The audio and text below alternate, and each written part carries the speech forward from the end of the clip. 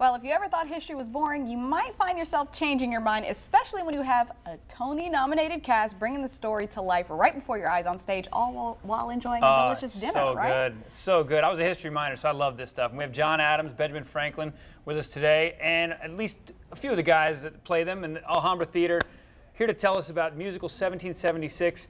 Fellas, tell folks, first of all, your real names and then what characters you play. Sure. I'm Mark Poppleton, and I play Ben Franklin. Kevin Anderson, I play John Adams. And I'm Alexander Molina, playing John Dickinson. Now, for folks who don't know about this one, again, Hamilton is the big one that everybody knows about, but this one actually came before Hamilton. So tell folks about the story and what it is.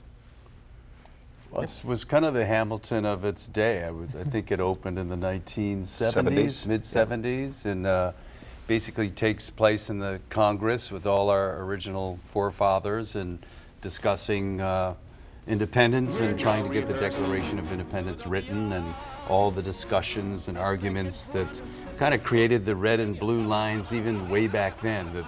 The musical really addresses that in an eye-opening way.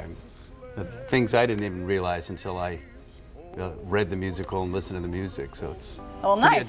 Look at that. You guys, some really interesting costumes and stuff like that. Can you guys tell us just a little bit about what it's like being on set? And you guys have kind of already been, the show's been running for a few days now. What's that been like?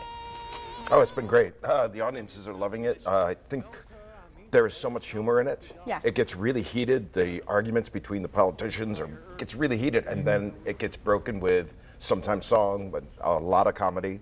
So it's really family friendly. Yeah. I want to say that. And it's such a learning. It's so much to learn from it too. Is it one of those two where it's obviously historically, historically accurate, but because politics, obviously we have an election coming up, in the middle of this run. I know. Yes. Do you guys drop in some funny, like kind of current type stuff that makes sense? Or I did. Naturally, it's kind of written that way, where it is the parallels from that day and age when it was that time period we're playing, but then it totally connects with everything that's going on nowadays without even having to add anything. It's really like the other night, one of my first lines is John Adams. I kind of open with this monologue, and I say, if I had it with this Congress, and we just had a particularly wild audience, and they all cheered, like they were relating to right now, our Congress, and I just kind of, a little bit I ad-libbed, I went, yeah, right? Right? Yeah.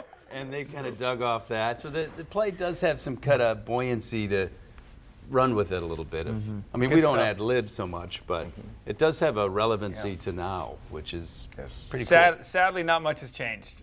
Sadly, not much has changed. Well, they used to listen to each other then. Yeah. Well, and they also don't break out in song, which I think they totally It would make C-SPAN so much better. Right? Appreciate you guys being here. Thank you so much for coming by. And you have until November 18th to catch a showing of 1776, A Musical Revolution. You can get your tickets online at alhambrajax.com.